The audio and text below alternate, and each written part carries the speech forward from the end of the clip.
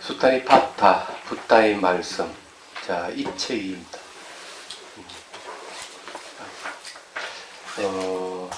우선 이제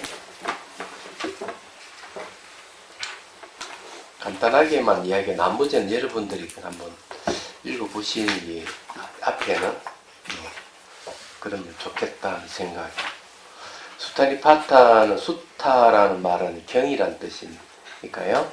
경직 수타니파타를 번역하면은 그런 말인데, 여기에는 최초기의 경전이 모여 있다 이래 보면 돼요.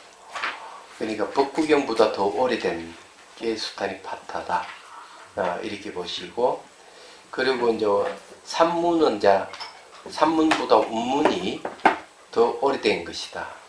앞에 내용 보면 뭐 하시겠지만은 그렇게 이제 보시면 좋겠습니다. 거기에 이제 머리말부터 한번 읽어보고, 이제 바로 본문에 들어가도록 하죠. 나머지는 여러분 앞에 이렇게 상세되어 있으니 읽어보시면 되고요. 자, 그 머리말 한번 보죠. 그게 8페이지예요, 8페이지. 언어학적으로 수타니파타는 불경 가운데 최고층의 경전으로, 사상적으로도 원형적인 붓다의 가르침을 보여주고 있습니다. 특히 역사의 현장으로 돌아가서 분소일을 입고 맨발로 탁발을 하시며 이 땅을 걸었던 붓다의 생생한 목소리를 직접 듣고자 원한다면 여기서 우리는 어떠한 집착도 거부하고 무소의 뿔처럼 혼자서 가라앉는 수행자로서의 단호한 목소리도 들을 수 있습니다. 인간의 삶을 있는 그대로 세상에서 결국 죽어야만 하는 사람의 목숨은 정해져 있지 않아 알 수 없고 애처롭고 짧아 고통으로 엉켜 있습니다. 라고 보시는 붓다는 불사의 길을 찾아 소리에 놀라지 않는 사자같이, 그물에 걸리지 않는 바람과 같이, 흙탕물에 더럽히지 않는 연꽃과 같이 무소의 뿔처럼 혼자서 가라라는 수행자의 길을 우리에게 제시하고 있습니다. 그리고 그 수행자의 정신은 일체의 세계에 대하여 위로 아래로 옆으로 확장하여 장애 없이, 원한 없이, 적이 없이 자유로운 한량없는 자의 마음에 기초하지 않지 않으면 안 된다는 것을 밝히고 있습니다. 그래서 수타니파타는 어느 부파에도 수속되지 않는 불교의 참다운 진수를 전하는 강력한 가르침을 함축하고 있습니다. 팔만대장경의 정수라고 한다면 남북방의 불교를 막론하고 자비사상을 듭니다. 그 가장 강력한 힘을 전하는 것이 수타니파타입니다. 이 수타니파타 안에 들어있는 자유의 경은 테라바다 불교권에서 애불지송의 핵심을 이루고 있습니다. 이 수타니파타 붓다의 말씀은 2013년에 발간된 양장본 수타니파타에서 수타니파타 의석을 제외하고 오타를 바로 잡고 일부 문장을 여운 선생과 함께 개혁하고 로마 나이저된 빨리어 수타니파타와 극히 기묘한 주석만을 달아 출간한 것입니다. 이번에 법회의 교재로 활용하고 실제적인 명상 수행에 활용할 수 있도록 본성을 중심으로 문고본 수타니파타 붓다의 말씀을 간행합니다.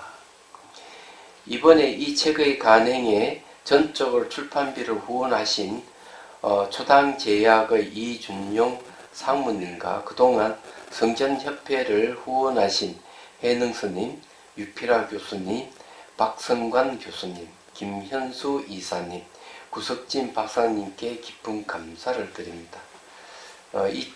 불기 2559년 2015년이네요. 10월 15일 태연 전재성 합장. 제가 이 법정선리 수타니파타를 강의한 적이 있어요. 그건 이렇게 두껍지 않은데 이건 상당히 두껍습니다. 보니까. 자, 내용을 이제 어떻다 하는 대개 이제 알았고요. 예, 목차를 보죠. 80페이지 보면 목차가 있습니다. 거기에 이제 예, 품이 다 나와 있죠. 예. 이제 뱀의 품, 작은 법문의 품, 큰 법문의 품, 8개의 송의 품, 피안가는 길의 품 이렇게 되어 있습니다. 그 내용이 그렇게 뭐 어려운 건 없기 때문에 이걸 그냥 한번 쭉 읽으면은 뜻이 다 드러나게 되어 있습니다. 그렇지만은 제가 이제 그때 봐가지고 예, 거기에 해설을 해드리겠습니다. 자, 뱀의 경우로 이제 가겠습니다. 네. 자, 뱀의 품. 예. 자, 뱀의 경인데 이 뱀은 하나의 비유예요. 뱀의 특징은 허물을 벗는 데 있습니다. 자, 87페이지 읽어보겠습니다. 1번이에요. 뱀의 독이 퍼지면 약초로 다스리듯 이미 생겨난 분노를 극복하는 수행성은 마치 뱀이 묵은 허물을 벗어버리듯 이 세상도 저 세상도 다 버린다.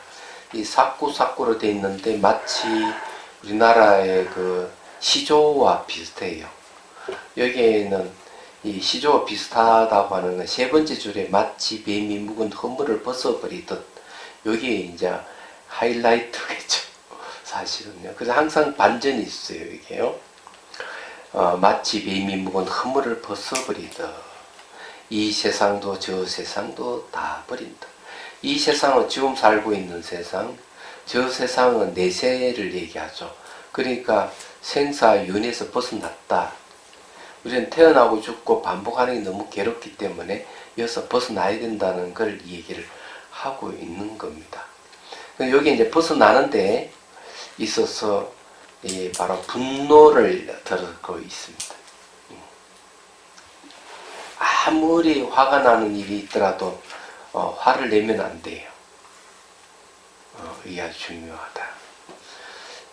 화를 내면은 이것이 이제 없어지는 게 아니고 마음에 남아가지고 그것이 원인인데 또 화를 내게 돼 있어요.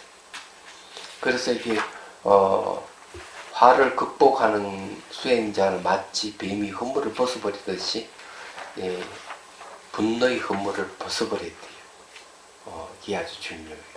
얘기하자면. 자, 두 번째. 연꽃의 그 꽃과 줄기를 모두 꺾듯이 탐욕을 남김없이 꺾어버린 수행성은 마치 뱀이 묵은 허물을 벗어버리듯 이 세상도 저 세상도 다 버린다. 연꽃이 왜 꽃이나 줄기 왜 끊느냐. 연꽃만 아니라 어떤 것도 이렇게 꺾어버리듯이 탐욕도 그리 꺾어버리는 사람은 뱀의 허물을 벗어버린 것 같다. 이렇게 얘기합니다. 처음에는 이제 분노를 이야기하고 두 번째는 탐욕을 이야기를 했습니다. 자, 그 다음에 88페이지. 흘러가는 급류를 말려버리듯 가래를 남김없이 끊어버린 수행성은 마치 뱀이 묵은 허물을 벗어버린 것처럼 이 세상도 저 세상도 다 버린다. 갈애라고 얘기를 했는데 목이 타듯이 갈망하는 사랑을 얘기하죠. 이때의 사랑이라고 하는 것은 강범위하게 남녀의 사랑만이 아니라 물건에 대한 사랑하는 마음, 집착이죠. 애착이라 봐야 되겠죠. 목이 타들어가듯이 갈구하는 거죠. 우리가 목이 말하면 끊임없이 물을 들이키잖아요. 바로 그걸 얘기를 하는 거죠. 말하자면 그걸 끊어버리게 된다. 고진멸도 사성계 중에서 이 고성제는 괴로움에 대한 진리라면은 집성제는 괴로움의 원인에 대한 진리거든요. 괴로움의 원인이 바로 가래라고 얘기를 합니다. 가래를 이제 또 다르게 얘기하면 탐욕과 분노와 어리석음, 이 세 가지를 얘기를 하죠. 이걸 남김없이 끊어버린 수행성은 이 세상도 저 세상 다 버린다. 뱀이 묵은 허물을 벗어버린 것처럼 이렇게 얘기를 합니다. 뱀에 대한 얘기를 좀 한번 하죠. 지구상에는 뱀에 관계되는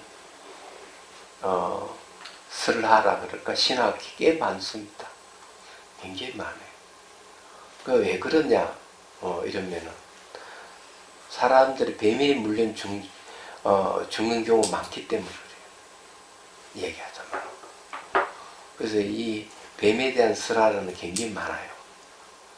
근데 어느 이제 수행자가 수행을 하는데 꼭 뱀이 나타나가 한 발짝 다가오니까 수행을 하긴 하는데 참 힘든 거야. 날마다 1cm씩 다가오는. 그 스승에게 얘기를 했어. 어찌 했으면 좋겠습니까? 이러니까 스승이 이렇게 얘기해 줍니다. 뱀아, 난 너의 허물이 필요하니까 너가 벗어버린 허물을 나에게 다오. 이렇게 말하라는 거죠. 이유는 간단했어요. 허물은 별거 아니잖아요. 근데 그 허물을 달라 하는 뭔 말이겠어요. 자, 그 이유는 이제 수행하면 나타납니다. 수행 중에 뱀이 나타나니까 스님이 이렇게 난 너 허물이 필요하니까 허물을 달라. 그래서 뱀이 깜짝 놀라서 한 발 물러섰어. 1cm 물러선 거죠. 그 다음 또 나타나니까 또 너희 허물이 필요하다고 하니까 또 물러섰어. 3일째 되니까 도망가 버렸어. 뱀이. 이건 뭔가 하면은 허물이 별거 아닌데도 불구하고 그 허물마저 안 주려고 하는 애착, 집착을 얘기합니다. 그러면 허물이라는 게 벗어버리는 게 쉽지 않는 거예요. 얘기하자면. 예. 그런 걸 얘기를 하는 거예요. 자, 네 번째 봅니다. 거센 흐름이 연약한 갈대 다리를 부수듯 자만을 남김없이 끊어버린 수행성은 마치 뱀이 묵은 허물을 벗어버린 것처럼 이 세상도 저 세상도 다 버린다. 자만이라고 얘기하는 자기를 높이는 걸 얘기합니다. 자기가 뭘 좀 잘한다든지 주위에서 너가 받들게 되면은 자만이 생기면 자기를 높이는 경향이 생기게 되는 거죠. 조심해야 돼요.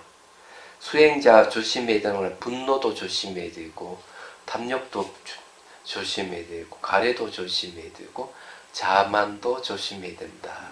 여기 좀 얘기하는 게 그런 것이죠. 네, 이제 분노에 대해서 하나 더 얘기를 하면 이 수행자에게는 수행을 하기엔 수행의 공덕이 있다 이렇게 얘기합니다. 예를 들어 가지고 보시를 한다 이게야. 내가 남에게 베푸는 데 있어서 참 즐겁게 잘 베풀었지만은 한번 화를 내면은 보시 공덕이 다 사라진다 이렇게 얘기합니다. 화가 그만큼 무서운 거예요.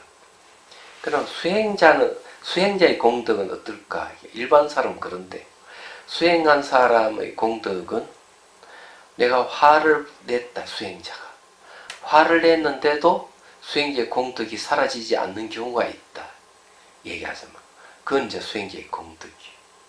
그러면 어떤 것을 얘기를 하느냐 하면은 그는 눈을 감아놨더나 보는 마음이 바뀌지 않는 경기에 이르게 되면은 알 수가 있는 거예요. 화를 내도 눈을 떠나 감아나 보는 마음이 안 바뀌는 것. 이것은 사라지지 않는다는 거죠. 이 경계는. 그래서 이거는 수행을 한 공덕이라고 보는 것이죠. 근데 이런 이 수행력이 없는 사람이 베풀 때 화를 내고 이러면 그 공덕이 사라져. 그런 게 있어요. 그렇지만은 수행자가 화를 내는 건 옳지 않아요. 얘기하자면 안 내는 게 좋은 것이죠. 어떻게든지 이 자만은 이제 자기가 잘났다고 하는 건데 어느 정도 자기가 뭘 좀 잘하게 될 때 슬그머니 일어납니다. 자신도 모르게 일어나는데 그 중에 하나가 잘난 체 하는 것. 잘난 체 하는 게 이제 자만이 들어가서 잘난 체 하는 거죠. 저는 출가하기 전에 잘나가지고 잘난 체를 꽤 많이 했어요. 고기를 까딱거리면서. 예. 자, 그 다음에 89페이지 넘어갑니다. 5번입니다.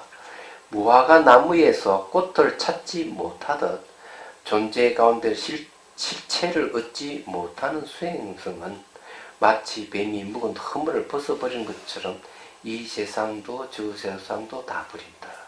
자, 요거는 이제 1번, 2번, 3번, 4번까지는 요거는 좀 감정하고 상당히 관련이 있어요. 그죠? 감정. 부정적인 감정과 관련이 있는데 5번은 부정적인 감정보다는 이성적인 겁니다. 잘못된 견해와 관계되는 것이죠.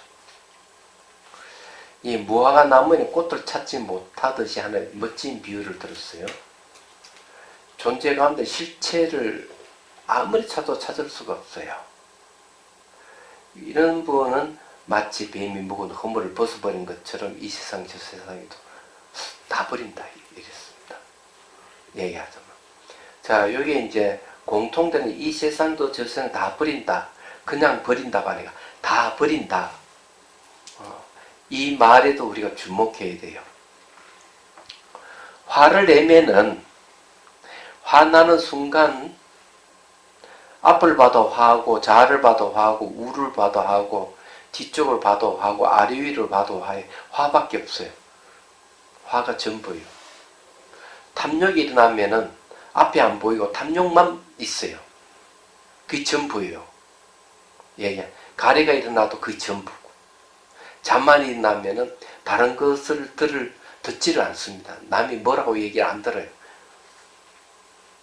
그러니까 그것이 온 우주관에 꽉 찬다는 거죠.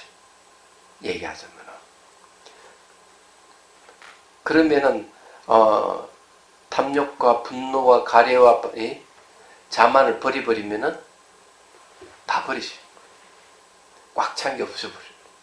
그래서 다 버린다는 얘기를 하는 거예요. 실제 경험을 여러분 해봤을 거예요. 화가 나면 안 보여요. 화밖에 없어요. 뭐가 욕심이 생기면 그것만 보여. 딱 그렇게 되는 거예요.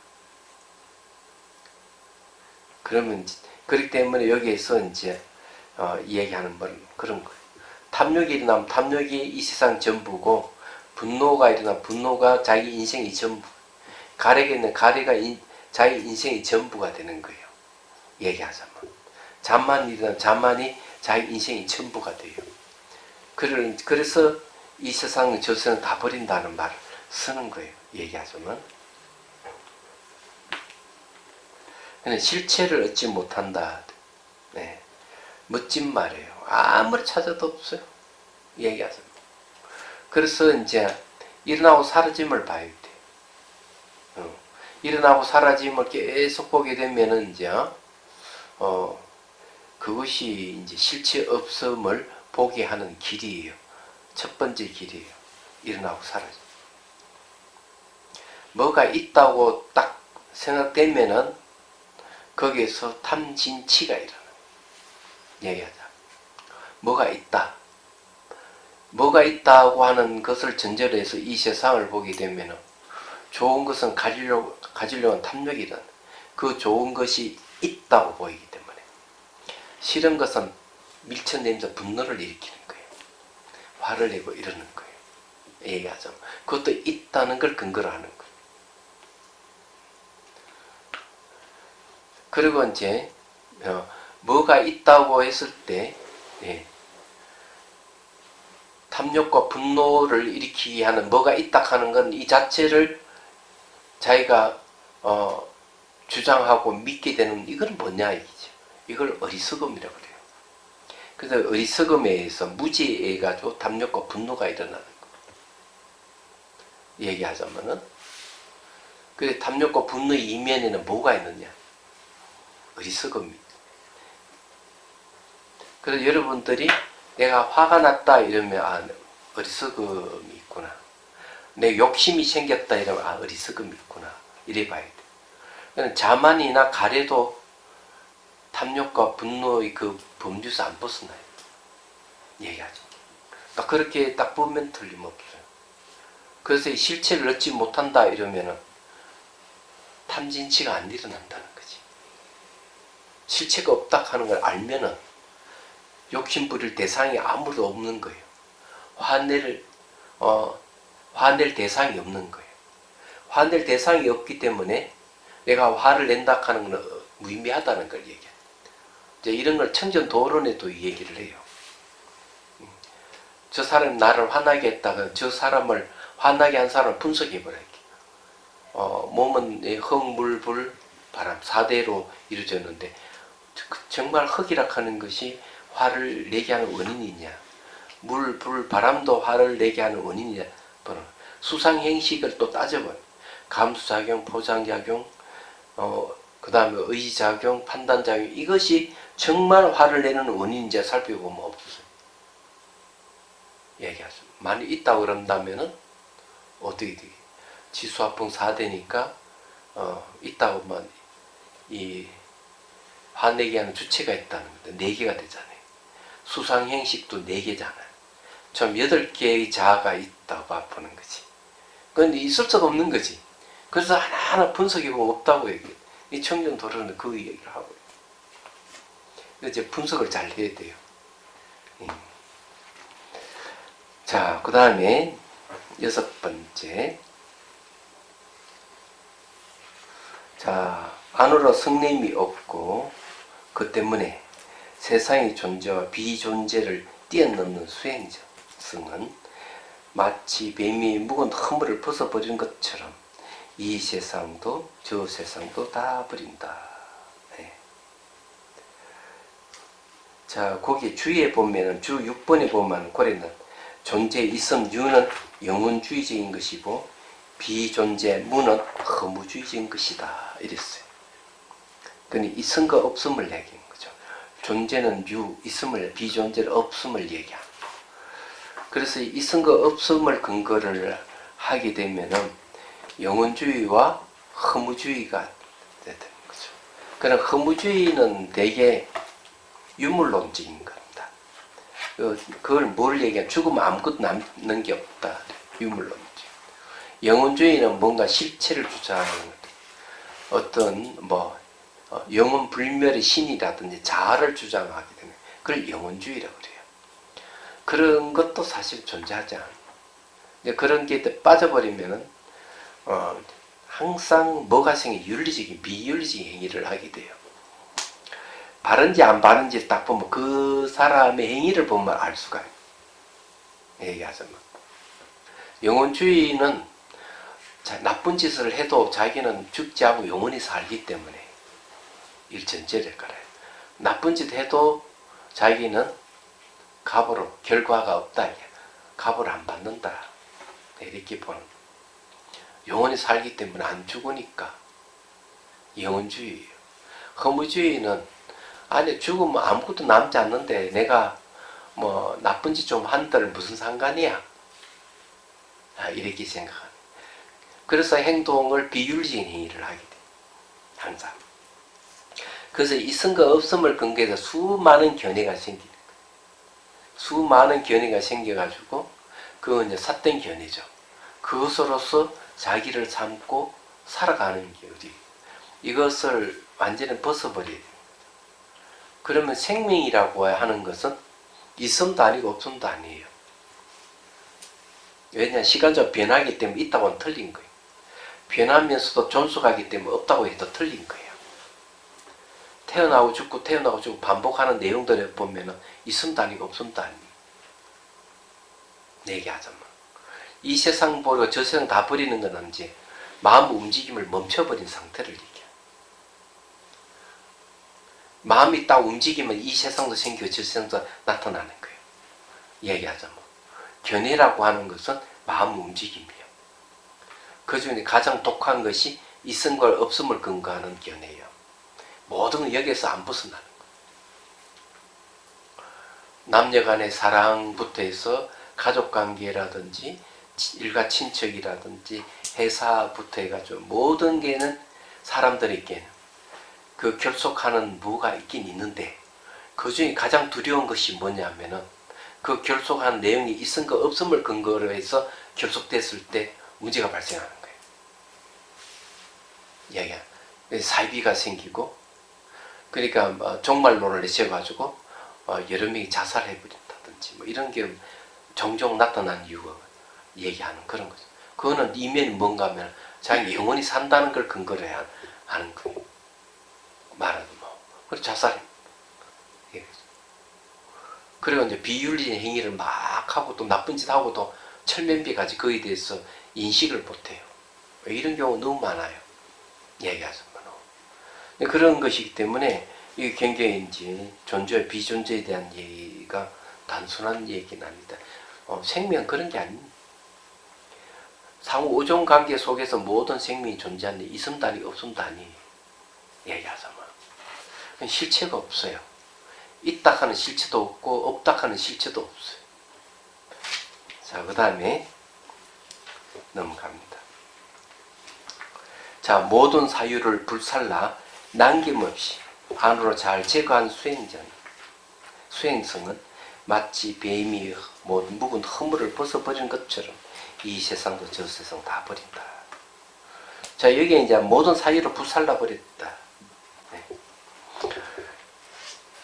사유라고 하는 거는 이제 그거는 견해도 들어가죠. 사상이 철학도 들어가는 겁니다. 네.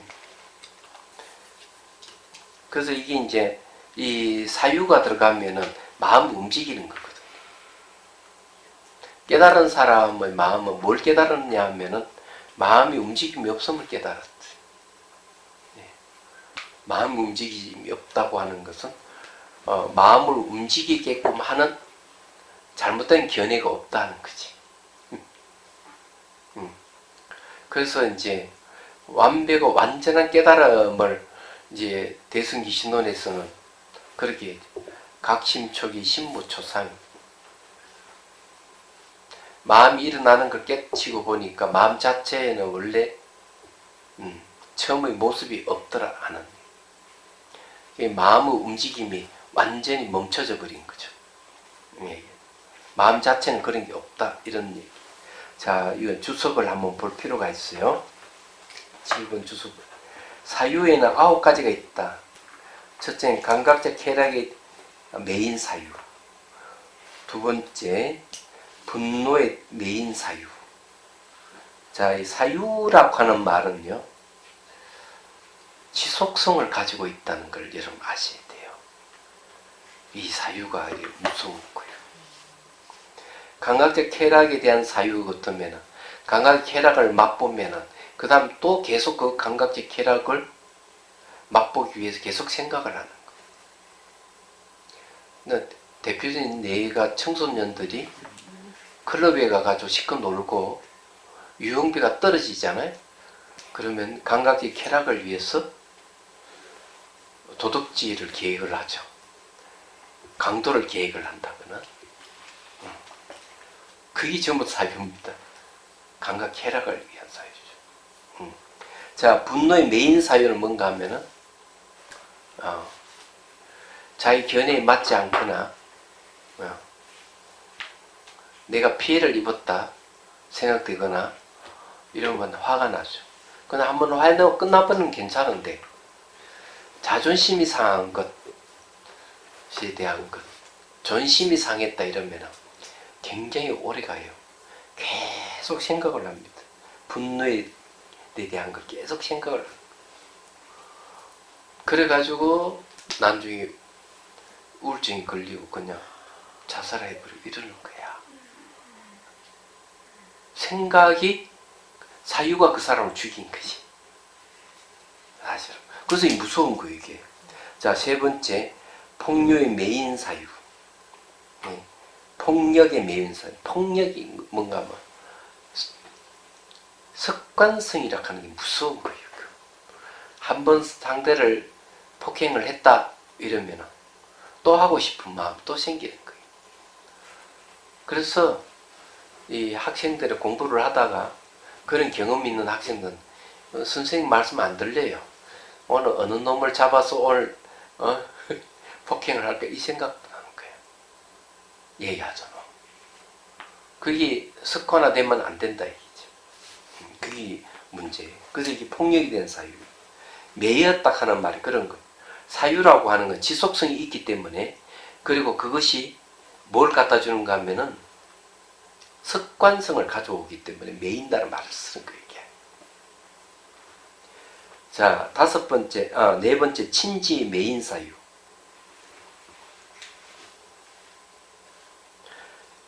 이런 경우도 많아요. 어떤 부인은 그런 얘기를, 남편이 돈을 잘 벌고 하는 건 참 좋은데 그걸 벌어가지고 전부 다 자기 그 친척들은 다 놔준다 이야. 그까진 좋은데 그 친척들이 와가 무작위로 가져간다 이야. 그럼 화가 난다. 그런 분이 계시죠. 이게 이제 친지 메인 사유라고 얘기하는 건 가져가든 안 가져가든 얽혀 있어요. 얽혀 있기 때문에 그런 거죠. 나라의 메인 사유, 신의 메인 사유, 신에 대해서 딱 매여가지고 못 벗어나는 경우. 다른 사람에 대한 호의에 대한 메인 사유. 예. 여덟 번째, 이득과 명예와 칭송의 메인 사유. 아홉 번째, 명예의 메인 사유이다. 나이가 들면 말이요. 나이가 들면 명예를 굉장히 중요시해요. 사람들은. 그래가지고 나이 든 사람이 자기 윗자리에 앉아야 되는데 자기도 젊은 사람 윗자리에 앉으면 화가 나는 거야. 이런 경우가 종종 있어요. 얘기하죠. 그래서 자기 자리를 잘 찾아 앉는 것도 상당히 중요하지 하죠. 예. 그 나이가 들면 이런데 굉장히 민감하게 반응하는 부분이 있어요.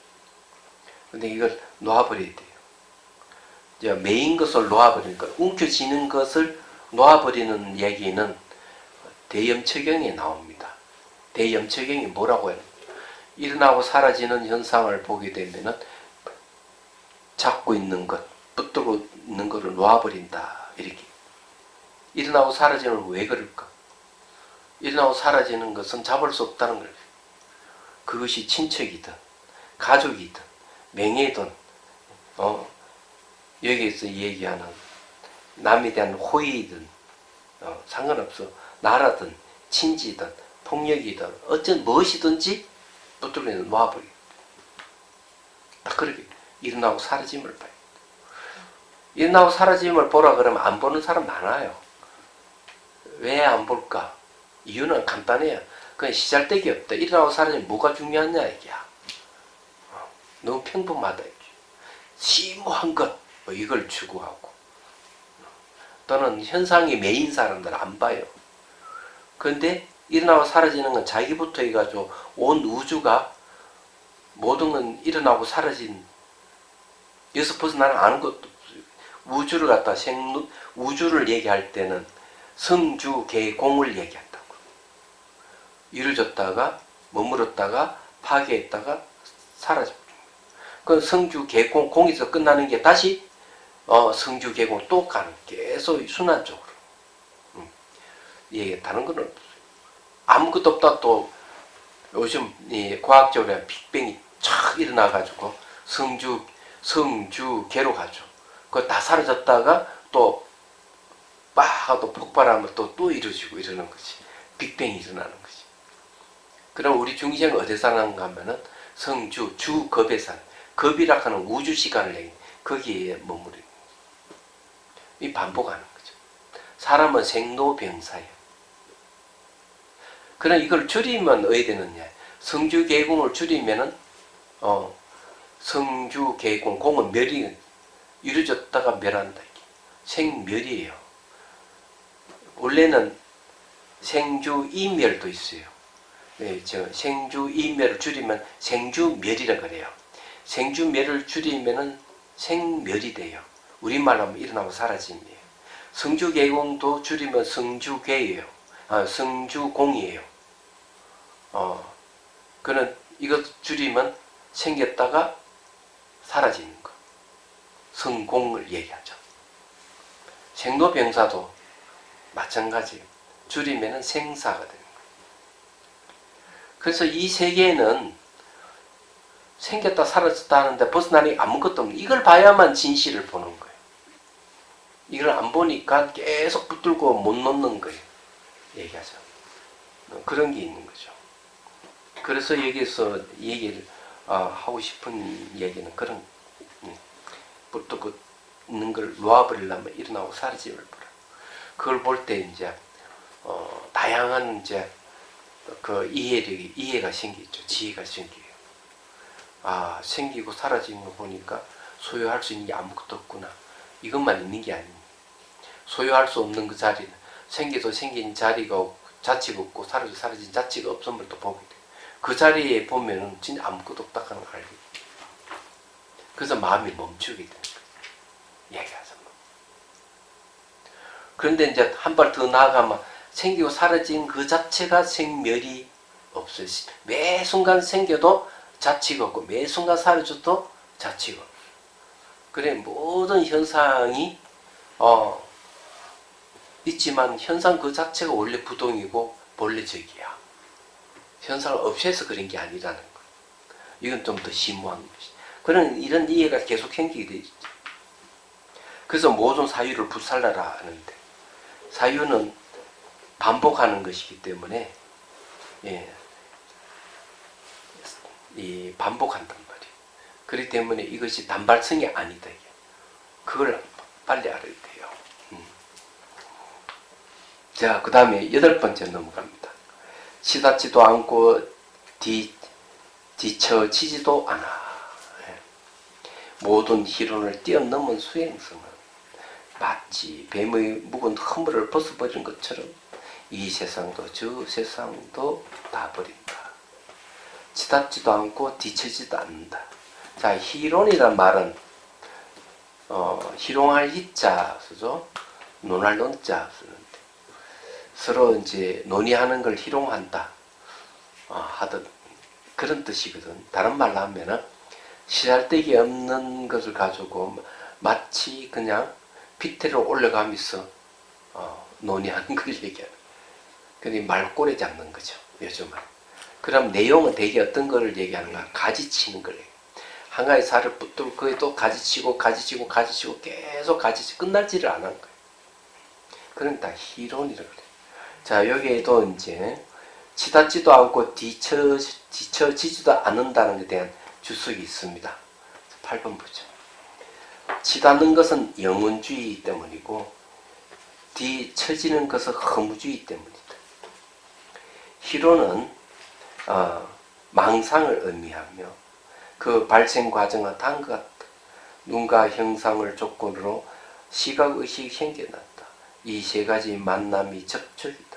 접촉은 조건으로 느낌이 생겨나며 느끼는 것을 지각하며 지각한 것을 사유하며 사유한 것을 희론한다. 그것 때문에 희론된 지각으로 특정 지어지는 개념은 과거, 미래, 현재에 속하며 눈에 의해 식별될 수 있는 현상에 관해서 그 사람을 공략한다. 희론에는 세 가지 종류적 가래에서 만들어진 희론, 견해에서 만들어진 희론, 자만에서 만들어진 희론이 있다. 여기에 이야기는 결국 영혼주의와 허무주의에 의해서 일어나는 게 희론이다.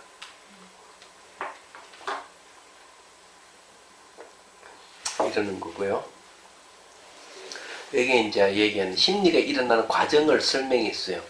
이 뒤에도 뭐 나오겠지만 눈과 눈의 대상이 만나면 시각의식이 일어나는데 이 시각의식이 바로 뭡니까? 접촉이라는 거죠. 눈과 대상과 만남이죠. 그 다음에 시각의식까지 보태면 세 가지가 딱 만남이 접촉이라고 그래요. 접촉이 딱 되면은 이제 거기서 심리가 일어납니다. 이거는 기본적인 거니까 알아둘 필요가 있어요. 알아두면 여러분의 심리를 파악하는 데 좋습니다. 균, 근, 식. 이건 이제 형상, 그는 눈, 이거는 이제 시각의식. 그래서 이게 삼자가 만나면은 접촉이 일어납니다. 촉에서 감수작용이 일어납니다. 감수작용에 의해서 이건 지각이라 했지만 표상작용이에요. 표상작용에서 이제 행이 일어납니다. 또는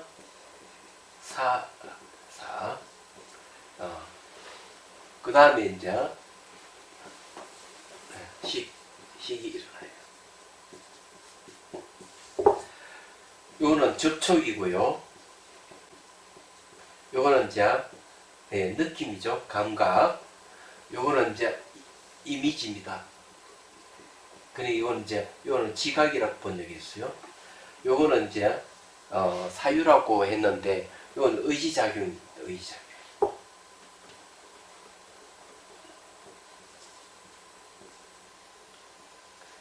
그 다음에 요거는 판단작용이죠.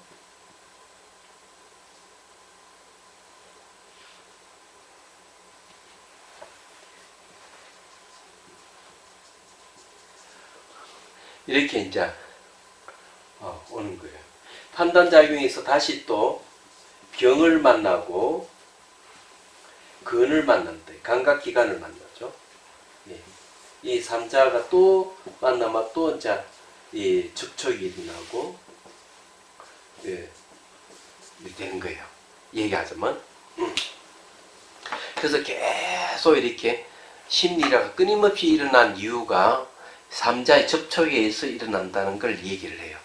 근데 삼자의 접촉이라고 얘기하는 게 알고 보면 뭘 근거하느냐 이러니까 영혼주의, 허무주의입니다. 이 두 가지가 있으면 이제 계속 이렇게 끝에 가지고 결국 영혼주의와 허무주의로 돌아가는 거지.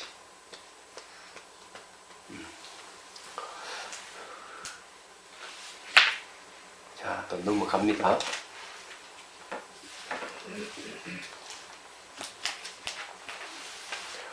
자, 9번.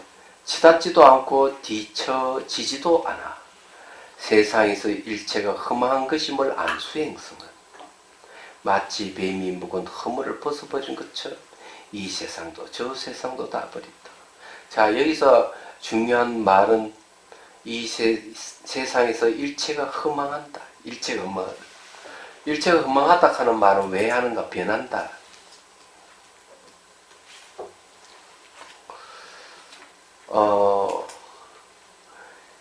젊은 사람들은 허망하다 하는 걸 잘 몰라요.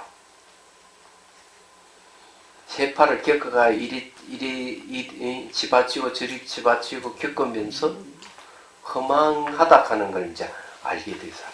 경험적으로 하는 거죠. 그저 나이가 10대, 20대가 잘 몰라요. 얘기하자면. 그런 경우 많아요. 근데 일찍 그걸 아는 10대 때 그걸 알았다든 20대 때 몸으로 체험해서 안다면은 그건 수승이에요. 얘기하자면. 근데 허망하다 하는 것을 받아들이기가 어려운 거죠. 얘기하자면. 한창 젊은 나이에 허망하다는 걸 받아들이기 어려워요. 앞으로 어떻게 살아야 되는지 계획을 짜고 한창 젊음 넘칠 텐데 생각해보면. 그래서 이것이 가끔 한 번씩 허망함이 들 때도 있지만 언제 또 잊어버리고 이러는 거야. 허망하다 하는 말은 변한다는 거. 모든 게 변하기 때문에 허망하다는 거죠. 변한다는 다른 말로 하면 일어나고 사라지기 때문에 현상을 허망하다는 거죠. 그럴 때 나오는 게 뭐냐면은 괴로움이에요. 괴로움이에요. 허망하다 알면은 괴로운 거예요. 그게 뭔가 하면 만족스럽지 않아서 그런 거예요. 만족스럽지 않기 때문에 괴로운 거예요. 뭘 해도 만족스러운 게 없어요. 왜? 얘기하자면. 그래서 허망하다는 말을 하는 거죠. 이걸 일체가 그렇다. 그러니까 모든 현상이 있는 것은 변하기 때문에 변하는 것은 만족스러운 게 없다. 허망하기 때문에. 그래서 건강경에도 이 말이 나오죠. 건강경에는 뭘 얘기하는가 하면은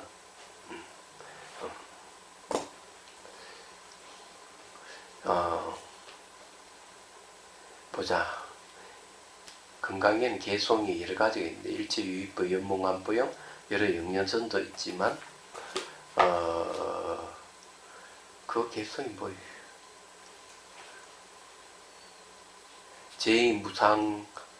무상해서 뭐라 했다.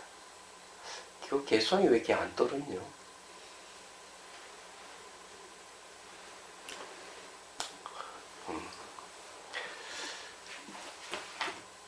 그것이 약견 재상 비상 적견 열액하는 그 네.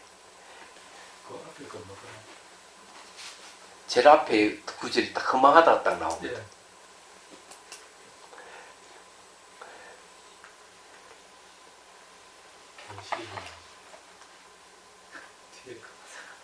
그게 각종 개성이 있다가 들은 계시거만 범소유상, 예? 범소유상, 계시어만, 맞네. 약소유상, 범소유상, 범서유상. 계시어만 맞아. 범서유상. 물론 모든 현상은 허망하다. 범서유상. 계시허망이란 말 그런 거. 다 허망하다. 약견재상, 비상임, 적견예. 모든 상이 상 아님을 본다면은 네, 열애를 본다. 열애를 본다는 말은 부처를 본다는 소리보다는 모든 존재의 근원을 깨뜨려 본다. 이런 소리와 같아요. 원래는 이제 그 말은 32상 80종업 부처님의 32가지와 그리고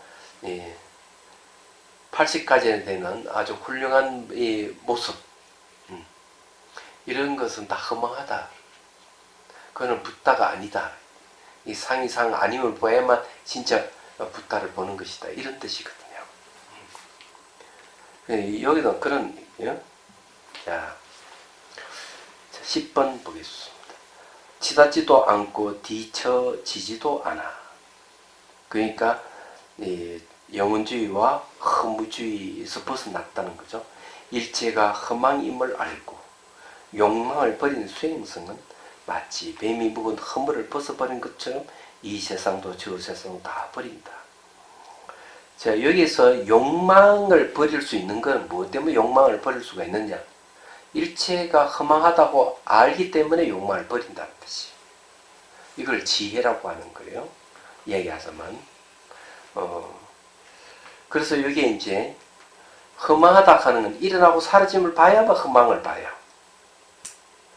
몸의 현상이 일어나고 사라지고 정의 현상이 일어나고 사라짐을 봐야만이 욕망이 점점 붙들고 있는 걸 놓아버리게 되는 거예요.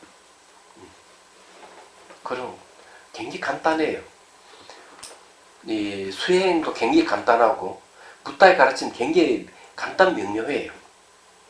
그런데 그렇게 실행을 못하는 사람이 꽤 있다는 거지.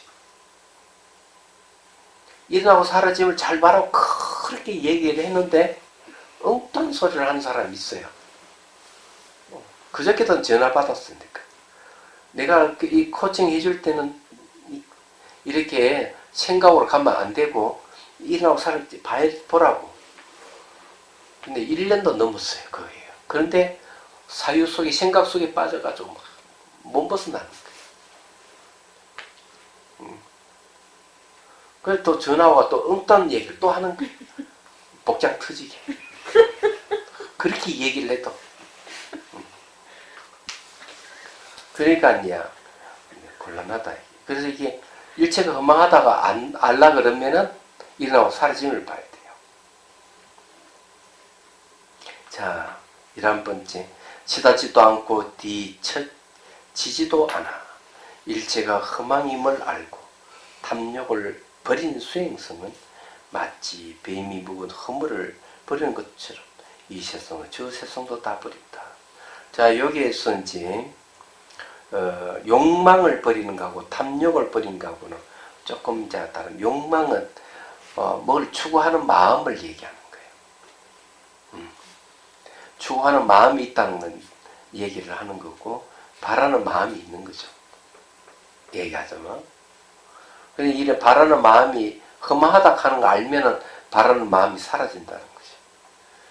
탐욕이라 하는 눈앞에 있는 걸 내가 지금 이걸 소유하려고 하는 건데. 예. 선생님, 그 욕망이라는 게 뭐 뭔가를 추구한다라는 게 뭐 나 개인만의 그게 아니라 뭐 사회가 더 나아지도록 한다라든가 그런 활동을 한다라든가 그런 것들은 긍정적이지 않은가요? 그렇지. 욕망을 긍정적으로 만일 보려 그러면은 일체가 허망인 줄 알면은 욕망이 긍정적으로 바뀌어요. 그런 것도 버려야 되는 거예요. 그거는 이제 자기를 위해서, 자기 이익을 위해서 살아가는 사람은 욕망이 있는 사람이에요. 자기 이익을 위해서는 이기적인 거죠. 한마디로 얘기하자면.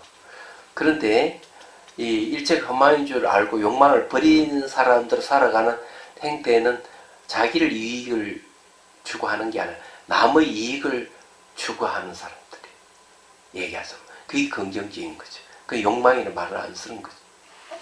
다른 말이죠. 원력이란 말을 씁니다. 원력. 원력이란 말을 쓰는데 그 원력의 내용이 뭐냐면은 남에게 이익을 주는 걸 얘기하는 거예요. 보리심을 일으키는 사람들 얘기하죠.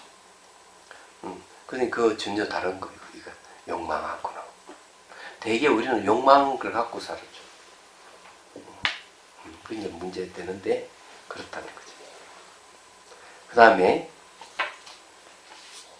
자 12번째. 치닫지도 않고 뒤처지지도 않아. 일체가 험함임을 알고 미움을 버린 수행성은 마치 뱀이 묵은 허물을 벗어버리는 것처럼 이 세상도 저 세상도 다 버린다. 밉다. 남을 미워하는 마음. 이거는 미워하는 거는 분노의 일종이에요. 근데 이걸 뒤집어서 얘기하면 일체가 허망함을 알면은 미워하는 마음이 안 생긴다. 이런 소리입니다. 근데 여기에 이제 재미는 그냥 허망임을 알면 아니고 일체가 허망하다. 일체 모든 것이 허망하다. 현상이 있는 변하기 때문에 허망할 수밖에 없어요. 이런 건 알 수 있는 거는 간단해요. 지금 현재 앉아있는 순간을 기준으로 해서 지나간 삶을 돌아보면 아무것도 없어요. 기억으로만 남아있어. 허망할 수밖에 없는 거죠.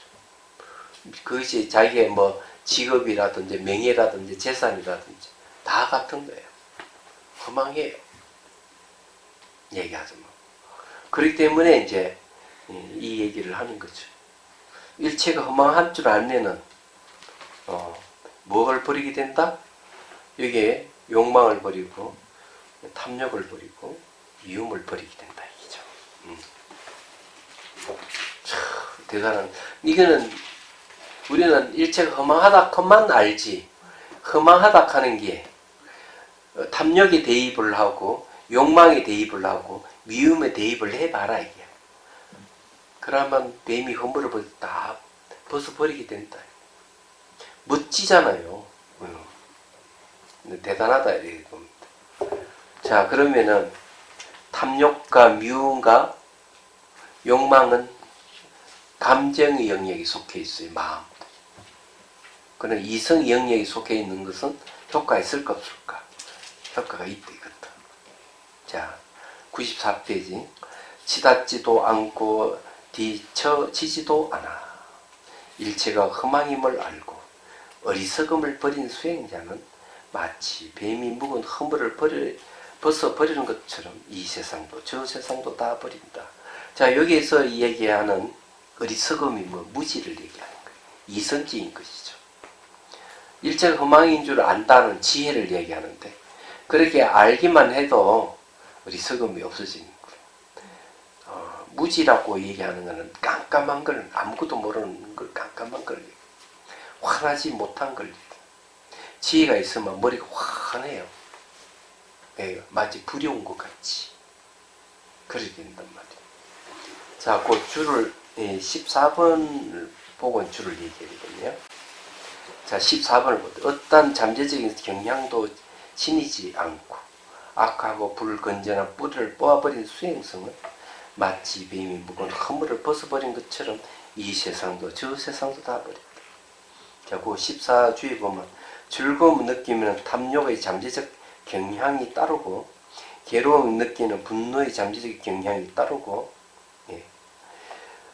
괴롭지도 즐겁지도 않은 느끼면 무명의 잠재적 경향이 따른다. 이건 저기 염초경에도 이렇게 얘기하죠. 즐거운 느낌은 탐욕을 일으키고 괴로운 느낌은 분노를 일으키고 무덤덤한 느낌은 무지를 일으킨다. 이렇게 여기는 잠재적 성향이라고 해요. 잠재되어 있다. 잠재적 경향이 있는 거죠. 근데 이런 잠재적 경향이 있는데 이걸 싹 다 뽑아버린 수행자는 자유로운 거죠. 뱀이 허물을 벗어버렸죠. 얼마나 자유롭겠어. 안 그래요? 그래 여기 이제 이런 뭘 전제로 하느냐 이런 게는 일체가 흠앙임을 아는 걸 전제로 해야 돼요. 자, 여기 이제 잠재적 경향이라고는 잠재적 성향은 누구나 다 지니고 되는데 도대체 그게 어떤 것이냐? 습관성, 습관적인 잠재적 성향을 가지고 있어요. 습관적인 화를 내는 것, 욕심 부리는 것, 이런 것도 잠재적 성향이 있죠. 미워하는 것, 다 잠재적 성향을 다 가져요. 얘기하자면.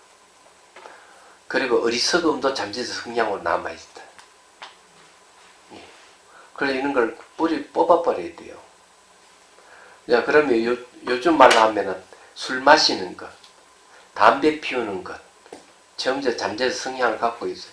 담배를 끊었다 해도 어느 순간 담배를 피우고, 술을 끊었다 하면 어느 순간 또 술을 마시게 되는 거는 다시 잠재적 성향이 발동해서 일어나는 현상입니다. 욕을 하는 것도 똑같아요. 욕을 하는 것도 잠재적 성향이 있다가 자신의 머리에 무의식적으로 욕을 막 하는 거, 행동하는 것도 그렇고. 그래서 습관적인 것이기 때문에 좋은 습관을 들이라 이렇게. 나쁜 습관을 들이지 말고 좋은 습관을 들이자.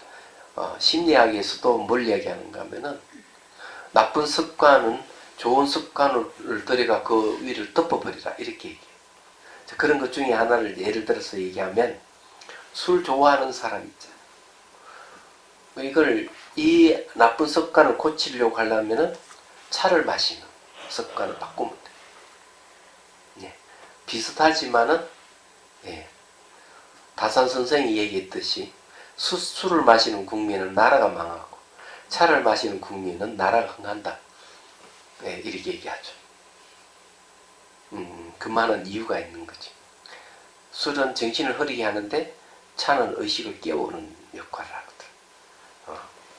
자, 어쨌든 그 외에 뭐 얘기하면 굉장히 많습니다.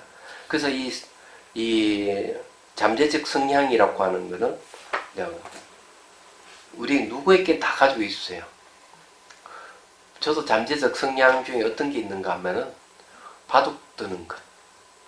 이게 남아요. 출가하기 전부터 바둑인데 내가 그냥 뭐 취미로 해서 실력이 뭐 그저 그렇고 이러면은 잊어버릴 수가 있는데 저는 세미 프로의 수준이에요.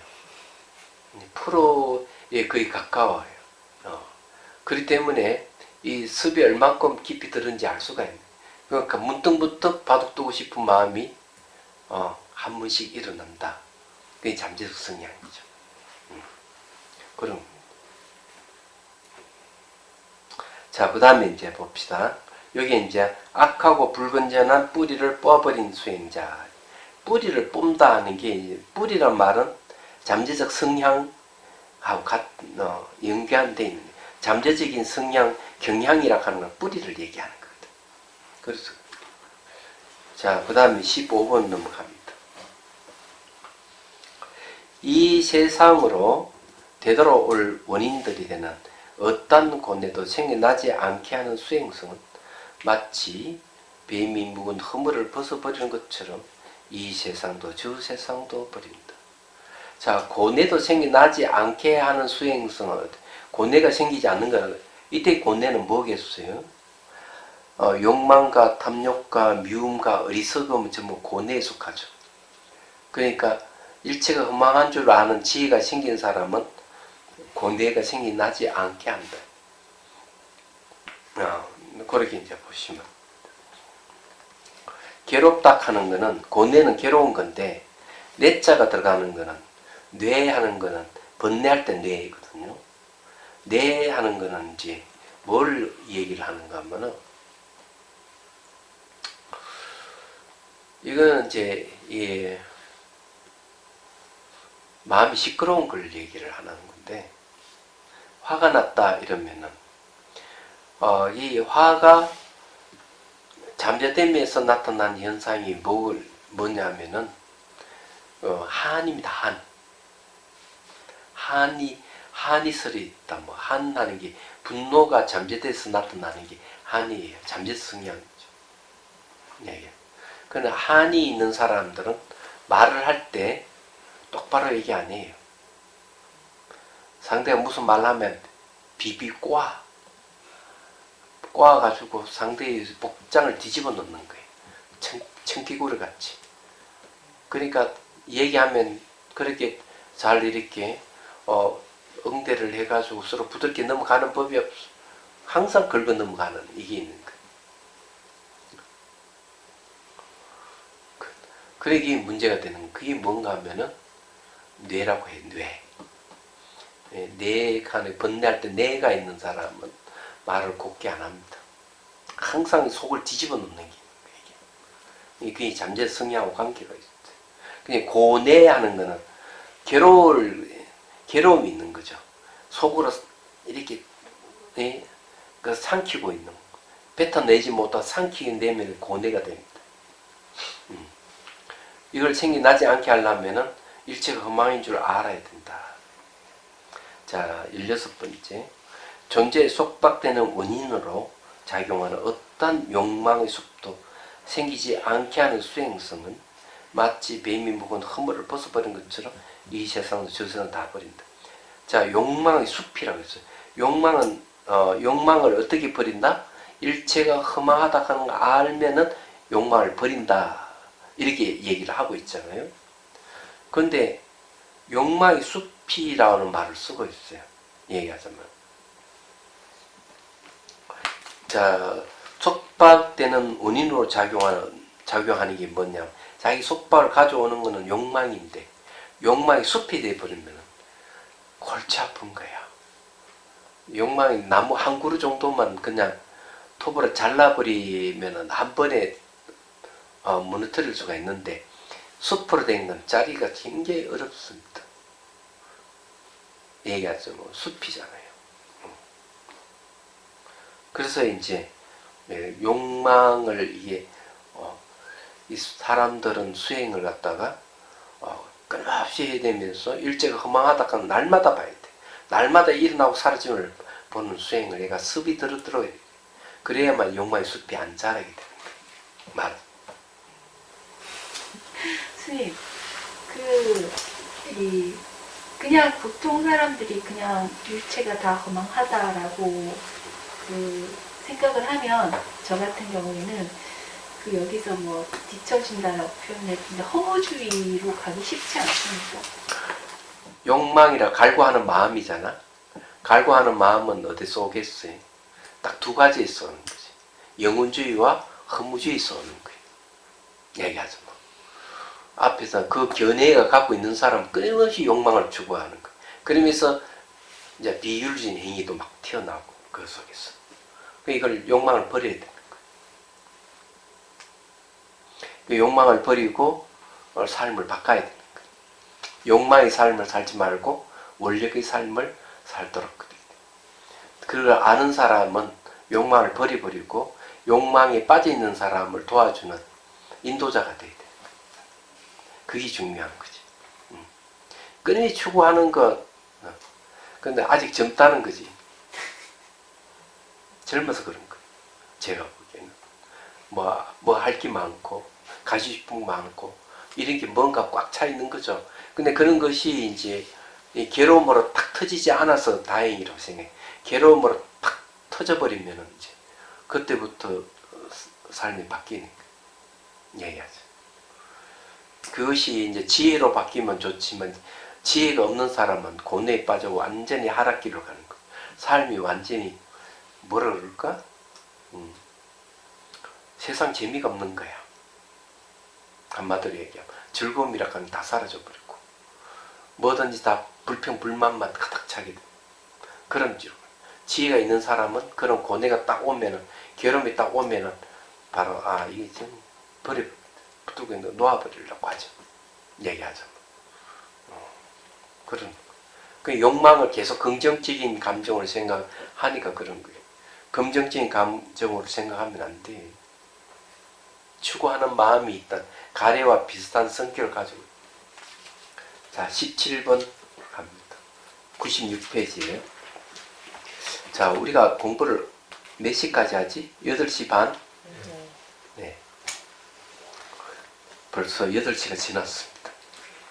시간은 소살같이 가네.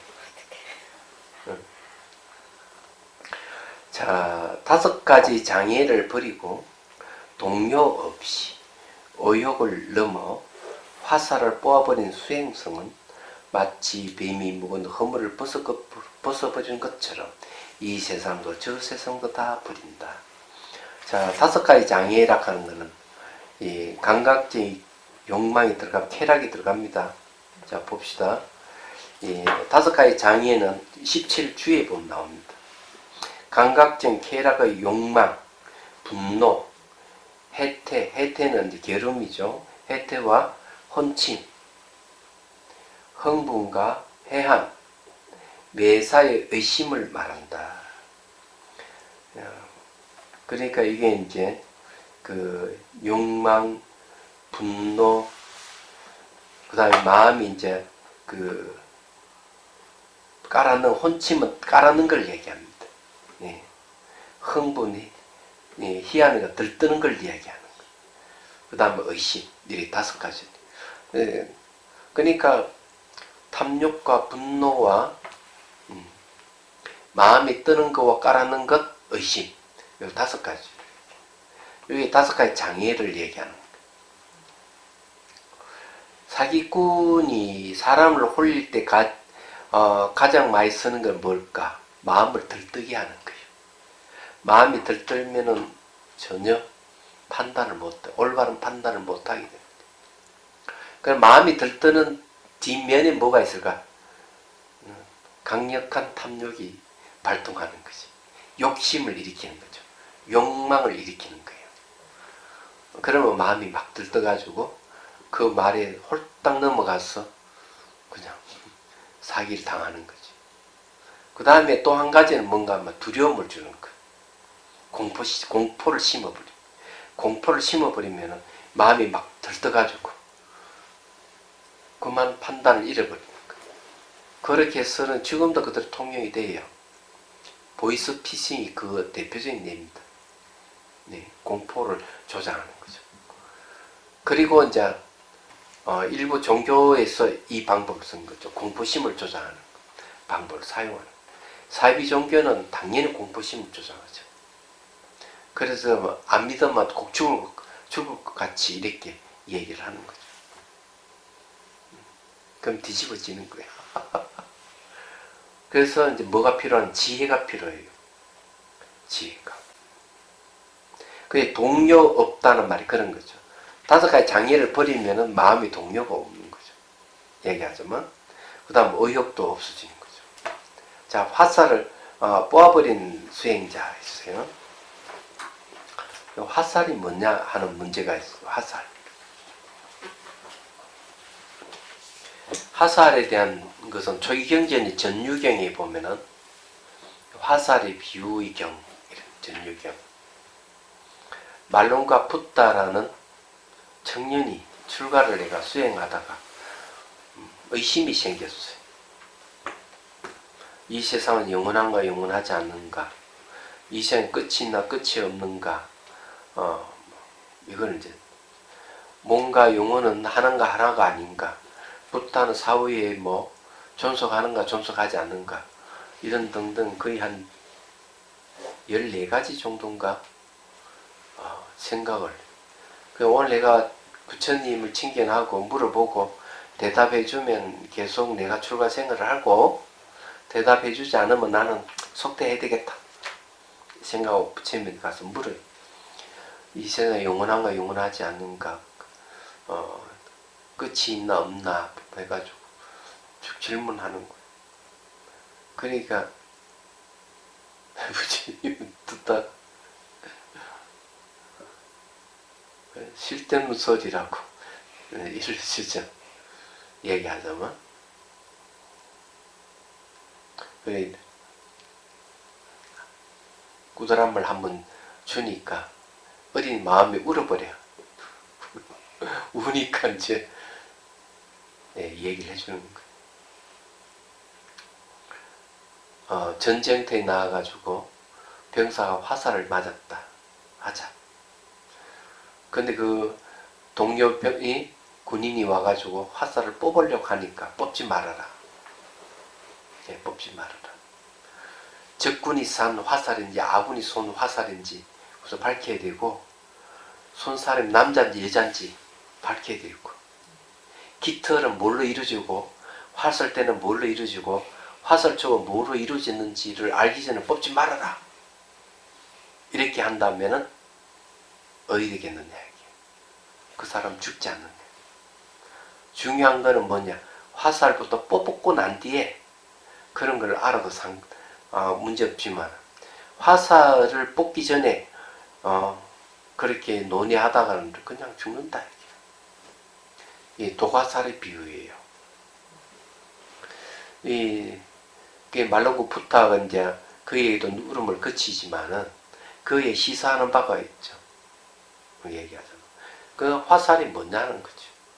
화살이.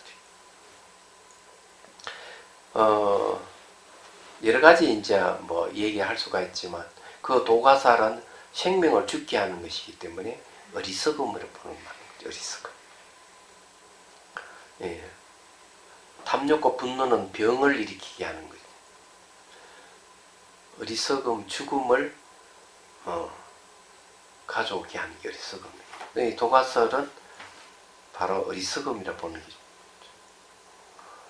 어느 소설가 소설 이름을 잊어먹었는데 그분은 자아라고 해요. 자아라는 자아가 도화살이다 이렇게 얘기했습니다.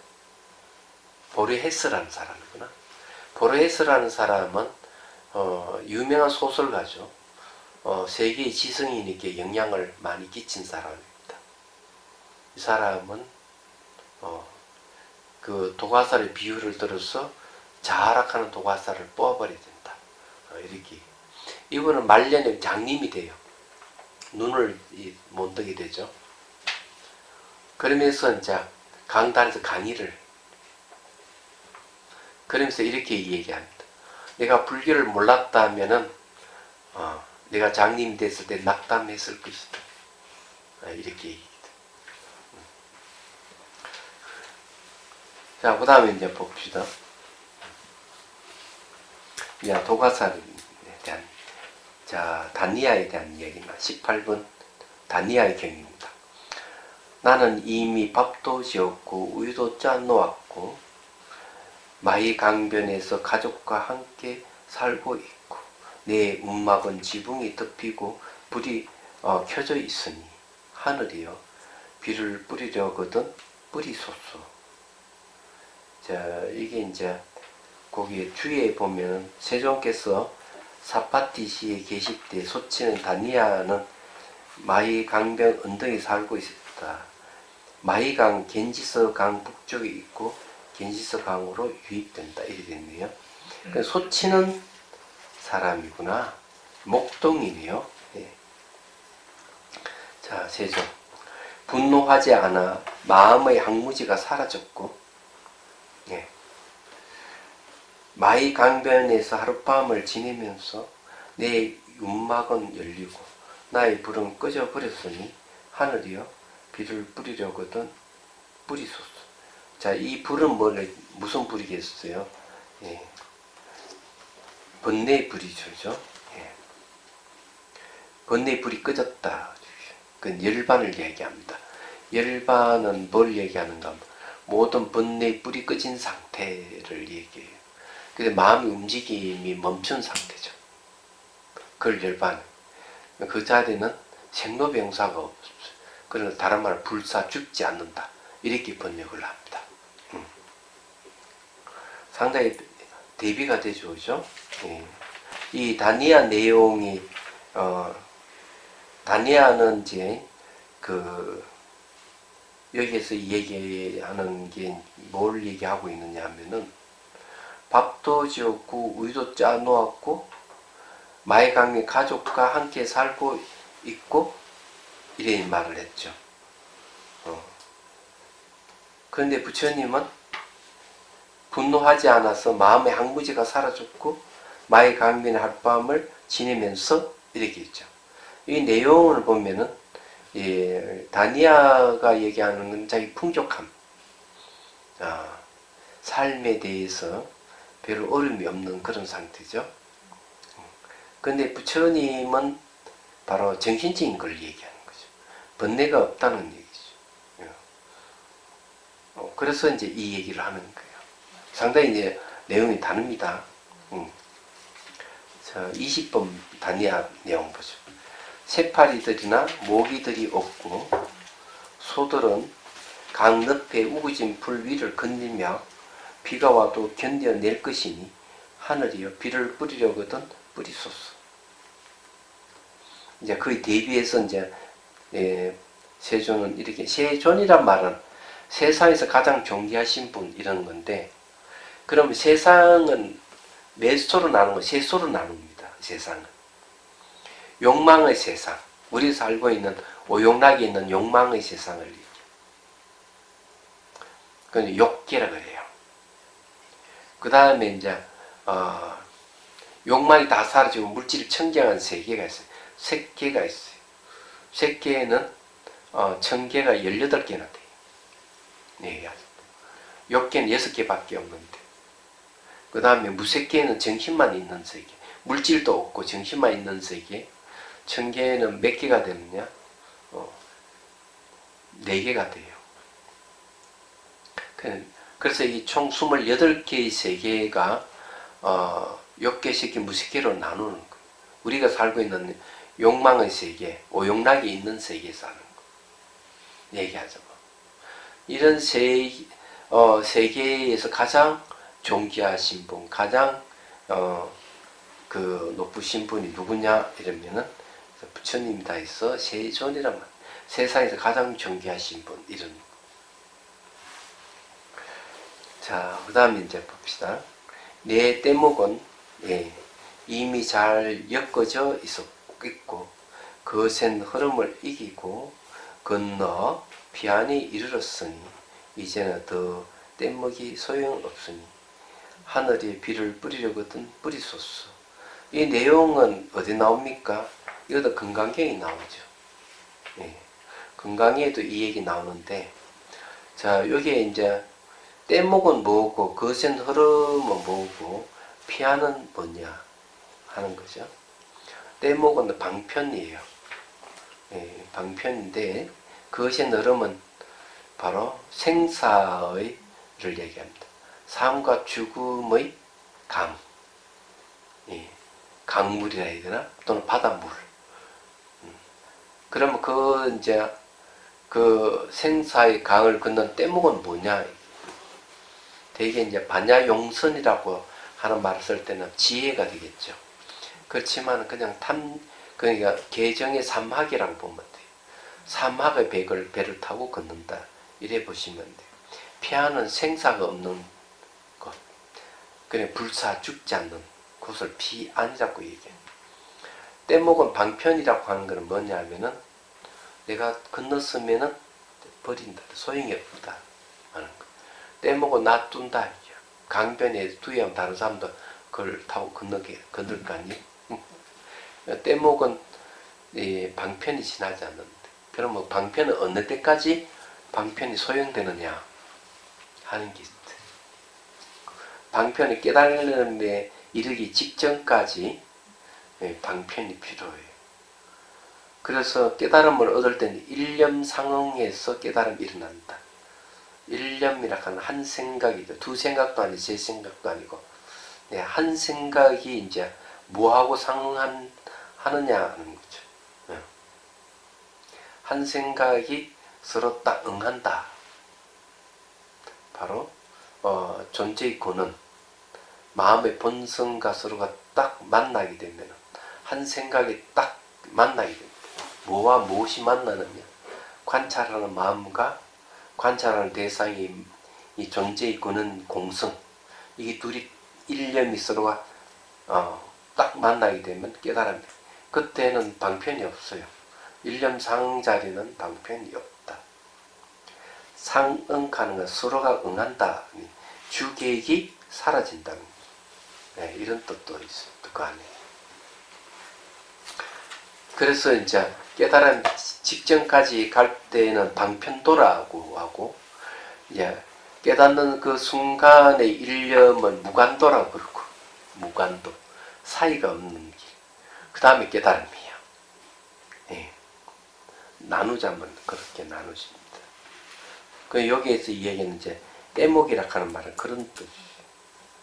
근데 이 내용은 다니아가 한 내용은 뭔가 하면 굉장히 평범한 살아가는 우리의 일상이지만은 이 깨달은 자의 일상은 이렇게 다르다는 걸 대비해서 이 얘기를 하는 거죠. 말하자면은. 거신 흐름을 생사의 흐름이라고 하기도 하고 탐진치의 흐름이라고도 얘기합니다. 그래서 하늘이 비를 뿌리려거든 뿌리소서. 자, 여기는 이렇게 얘기를 하는데 우리는 이제 이 비를 피하기 바쁘잖아요. 자, 비에 대한 얘기를 한번 하죠. 스님 두 분이 이제 길을 가는데 비가 억수같이 내렸어요. 한 스님은 비를 맞고 유유자적하고 걸어가 한 스님 얼른 비가 오니까 처마 밑으로 피신했어요. 자, 두 스님 중에서 경계가 높은 어떤 분이 경계가 훨씬 높죠?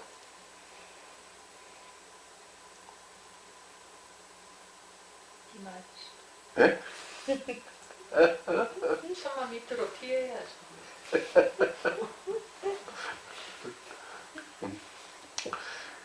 그 이제 비를 맞고 유유자적하게 가시는 스님은 자기가 잘났다는 걸 이렇게 표현한 말이에요. 난 돌을 깨쳤으니 이 정도는 괜찮아. 당당하게 걸어가지만은 비 젖어 놓으면 그것이 좋을 게 하나도 없어. 얼른 피하는 게 좋아. 같은 행동이라도. 자, 그 다음에 이제 22번 봅시다. 내 안에는 온순하고 탐욕스럽지 않아. 오랜 세월 함께 살아도 내 마음에 들고 그녀에게 그 어떤 악이 있다는 말을 듣지 못하니 하늘이 비를 뿌리거든 뿌리소서. 근데 이제 이거 잘 내용 보면은 이 단리한 내용은 이제 앞에 굉장히 풍족하다. 밥 다 지었고 우리도 짜 놓았고 가족 함께 살고 또 비도 세장이 다 돼 있고 뭐 이러기 때문에 사는 게 아주 풍족한 거야. 그래 요즘 딱 얘기해 보면은 젊은 사람들 집을 한 채라도 더 살려고 한대. 요즘 집 한 채 있는 게 집을 가지는 게 목적이래. 얘기하자면. 그럴 정도로 우리나라는 집에 대한 투기가 많은데 요즘 딱 생각해보면 집이 있다 하는 거, 가족이 있다는 거, 먹고 사는 경제적인 문제 다 해결된다는 게 굉장히 좋은 거. 우유 짠 놓고 있는 다 경제적인 거잖아요. 그러니까 굉장히 편안한 거지. 그런 사람들. 풍족하게 사니까. 그 다음에 새파래 모기 같은 게 있어봐. 진짜 이거 잠 못 자요. 얘기하자면. 안 그래요? 그래서 소록하는 거는 그 하나의 이 경제 도구예요. 소가 있다는 거는 잘 사는 집이라고 봐도 틀림없어. 그러니까 뭐 비가 오든 어찌든 그런 데는 개의치 않는 얘기하자면. 그리고 이제 아내에 대한 얘기도 하는 거예요. 자, 배우자가 바람 피운다든지 이러면 내도 사고를 친다든지 이러면 진짜 사는 게 괴로운 거예요. 안 그래? 그다음에 애까지 있으면 이혼하기도 굉장히 힘들어. 요즘은 막 해버리대. 그런 게. 근데 이걸 뭘 얘기를 하느냐? 진짜 자기 평안하게 일상에서 잘 살아간대. 말하자면. 이건 이제 중상층 이상이라고 보면 틀림없죠. 괴로움도 전혀 없고. 이 다니아 내용은 이제 우리가 살아가는 일상생활에 괴로움이 없는 생활을 하는 걸 쭉 설명을 하는데, 이런 생활이 정말 끝까지 이어질까? 한번 생각, 잘 안 돼요. 인생산이. 끝까지 이어지기 상당히 어려워요. 말하자면. 그런 항상 고비가 있는 거예요. 고비가. 고비가 있고 이러는데, 이런 걸 대비해가지고 수행자로서의 이 부처님은 어떤 삶을 살고 있는가 딱 대비해서 딱 얘기를 해주고 있는 거예요. 자, 23분. 내 마음은 내게 온순하여 해탈되었고, 오랜 세월 잘 닦여지고 아주 잘 다스려져. 내게는 그 어떤 악도 찾아볼 수 없으니 하늘이여 비를 뿌리려거든 뿌리소서. 자, 거기에 21번 줄을 한번 보죠. 그것도 뭐 그냥 넘어갈라 했더니만 줄을 한번 보는 것이 상당히 좋겠습니다. 자, 거기에 윗부터 보죠. 세 가지 마음의 항무제는 탐욕, 성내, 어리석음을 뜻하고, 또는 다섯 가지 삼보, 학문, 동요, 수행자에 대한 의심을 뜻한다. 요거는 이제 항무제에 대한 얘기고요. 그 다음에 윤회의 바다에서 생사가 거듭되는 것을 거센 흐름에 비유한다. 감각의 쾌락의 욕망의 거센 흐름, 존재의 거센 흐름, 견해의 거센 흐름, 무지의 거센 흐름이 있다. 무지도 거센 흐름이 이제 넣어서 얘기를 하네요. 예. 자, 그렇게 이제 이런 게 있다 하는 거 알면 좋겠습니다. 자, 이 부처님께서 이야기하는 건 내 마음은 내게 온순하고 해탈되었고, 해탈은 모든 속박에서 벗어난 대자유를 얘기합니다. 두 가지를 얘기하죠. 속박에는 두 가지가 있는데, 크게는 상박과 추중박이 있다. 상박은 모양에 대한 속박. 여러분들이 상에 대한 속박은 백화점에 가면 막 뭐가 사오고 싶고 뭐도 사오고 싶고 그러죠. 다 상박이야. 뭐도 사고 싶고 뭐가 사고 싶고 좋은 옷 입으면 사고 좋은 음식 먹고 싶고 이러면 다이아 반지도 끼고 싶고 이러면 그 상박이에요. 얘기하죠. 조금 더 이제 얘기를 하자면은 결혼할 때 눈에 콩깍지 끼는 것도 상박에 속하는 거예요. 남미를 따져보면 자식에 대한 집착, 배우자에 대한 집착도 다 상박이에요. 밖에 있는 것에 대한 집착이죠. 그 다음에 이제 화장품을 쓰거나 우리 성형 수술하는 것도 상박의 영역이 다 속해. 그런. 근데 생계 수단으로 화장을 한다든지 뭐 성형 수술하는 사람도 있긴 있습니다만, 그거는 생계 수단을 어쩔 수 없이 한다고 하고 그것이 아닌 이상은 상박에 속하겠죠. 그 다음에 추중박이 있어요. 추중박. 거치고 무거운 속박.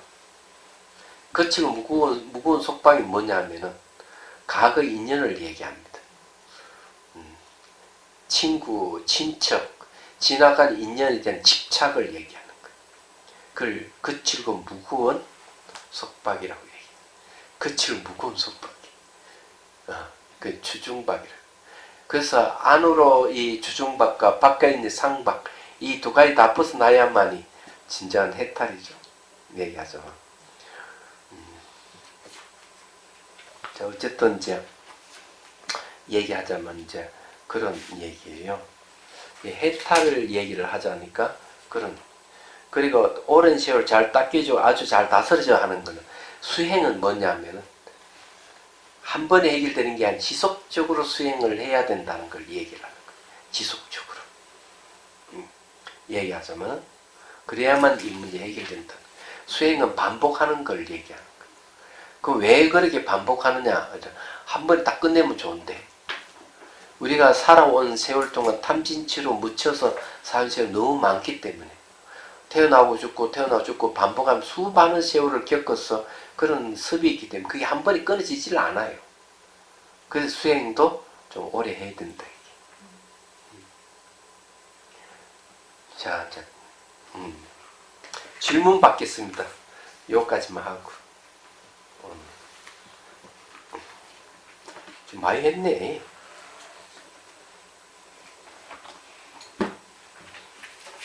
질문.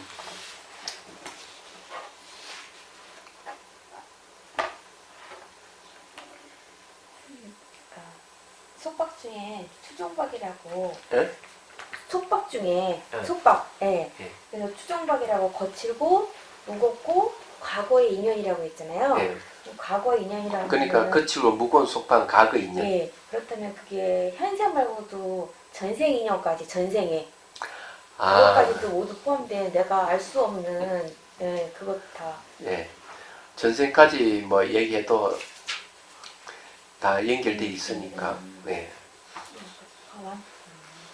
그게 이제 과거 인연은 참 잘 안 사라져요. 요즘 말은 트라우마와 같은 거죠. 예. 추중방은 트라우마 영역에 속합니다. 트라우마. 그런데 그런 속박을 벗어나야 되거든. 그러려면 역시 붙들고 있는 놓아버리는 연습이 돼. 일어나고 사라지지 못하게 돼. 그래 이제 일어나도 일어난 자체 없고 사라져도 사라지는 자체가 없음을 쫙 보고 허망한 줄 알아야 돼. 이 사람. 범수유산 개시 허망이. 그죠? 그러니까 물은 모든 상은 다 허망한 거예요. 그런데 무형의 상을 숭배하는 사람도 꽤 많아. 무형의 상에 숭배하는 사람. 유형의 상에 숭배하는 사람도 꽤 많고. 그래 법당이 불상을 숭배하면 유형의 상에 숭배하는 거예요. 아무것도 없는 흔적 없는 텅 빈 것 그것을 또 숭배하게 되면 무형의 숭배자들이 둘 다 벗어나야 돼. 그거 있으면 다 속박이 일어나는 거예요. 그게 이제 예를 들어서 이제 얘기하면은 나닥의 랑둥곰파라는 곰파는 절이라는 것인데 청전 스님하고 나닥의 잔스카르라는 지방에 가게 됐어요. 그 첫 번째 그 오지 중에 오지 첫 번째 만난 사찰이 랑둥곰파예요. 갔더니만 경찰관이 있어요. 웬 경찰관이 있지? 하고 청전성에 가서 물어보고 와가지고 깜짝 놀랄 만한 얘기를 했죠. 깜짝 놀랄 만한 얘기가 이런 얘기예요. 스님 세 분이 총에 맞아 죽었다. 그래서 왜 그런 일이 벌어졌느냐 하면 이슬람 청년들이 3명이 찾아와가지고 스님들하고 종교 대론을 벌인 거야. 종교 토론을 벌인 거지. 그런데 거기에 나닥 스님이라 하더라도 스님들은 굉장히 오랫동안 공부를 해요.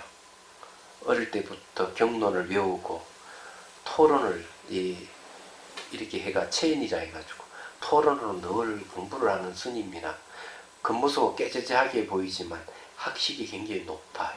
젊어도. 그러니까 이 사람 청년이 찾아와 종교 토론을 벌여도 이길 수가 없는 거예요. 그래 이 청년들이 가서 그 다음날 스님 세 분을 불러내가지고 총으로 쏴주고. 제가 얘기하고 싶은 건 뭐냐면은 이슬람을 믿는 사람들 개개인을 보면 착하고 굉장하게 보면 순수하고 좋아요. 그런데 종교 문제가 들어가면은 심각해지는 거야. 얘기야. 그런 문제가 발생. 그래서 이제 여러분들께 얘기하고 싶은 것은 설사 불교를 믿는다 하더라도 부처님 가르침에 대한 교리에 대한 집착은 버려야 됩니다. 그 최고다. 이게 전부 다다 하고 하는 거는 좋지만 그걸 남에게 강요해 가면서 이게 최고니 이거 믿어야 돼. 이런 식으로 하면 안 되는 거예요. 얘기하자. 근데 곤란하대. 내가 불자라 하지만은 부처님 가르침 잘 따르는 사람이라면 절대로 집착하면은 다른 종교라 존중해 줘야 돼요. 얘기하자면. 그게 중요해요. 얘기하자. 그래서 이제 신을 매개로 하는 종교는 항상 피를 뿌립니다. 그게 이제 문제예요. 불교는 이때까지 종교를 불교라 하는 이름 하에 전쟁을 치는 역사가 없어요. 사람 죽인 역사가 없어요. 그렇지만 기독교나 이슬람 역사적으로 보면은 종교 전쟁이 끊임없이 일어났거든. 그게 어디서 비롯됐냐 얘기죠. 그런 걸 여러분 생각을 해봐야 돼요. 집착 붙들고 있는 거예요. 놓아버립니다. 또 질문하십시오.